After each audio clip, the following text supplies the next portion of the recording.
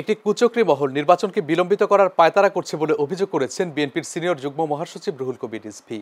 গণতান্ত্রিক অধিকার নিশ্চিতে ভোটের বিকল্প নেই জানিয়ে যৌক্তিক সময়ের মধ্যে নির্বাচন আয়োজন করার দাবি জানান তিনি। আজ ধানমন্ডি স্পোর্টস ক্লাব মাঠে জুলাই গণ অভ্যুত্থানে নিহতদের স্মরণে আয়োজিত ফুটবল টুর্নামেন্টে এসব কথা বলেন তিনি। একই অনুষ্ঠানে বিএনপির স্থায়ী কমিটির সদস্য হাফিজ উদ্দিন আহমেদ বলেন, শেখ হাসিনা দেশের ক্রীড়াঙ্গনকে কলুষিত করেছে। জনগণ দায়িত্ব দিলে বিএনপি ক্রীড়াঙ্গনে জন আকাঙ্ক্ষার প্রতিফলন ঘটাবে। পৃথিবীর যুগ যুগ ধরে যে সংগ্রাম আন্দোলন, মানুষের যে অধিকার, এই অধিকার তো রাজনৈতিক সংগ্রামের মধ্যে দিয়ে গিয়েছে। তাই রাজনৈতিক সংগ্রাম ত্বরান্বিত করতে হলে তার নির্বাচিত পার্লামেন্ট লাগবে, নির্বাচিত জনপ্রতিনিধি লাগবে, যারা জনগণের কাছে জবাবদিহি করবে।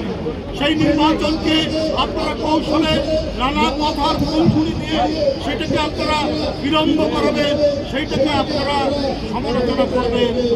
কেন? এর উদ্দেশ্য কি? আপনারা আজকে কিসের কথা বলছেন? আমরা তো জানি আপনাদের ঐতিহ্যের কথা।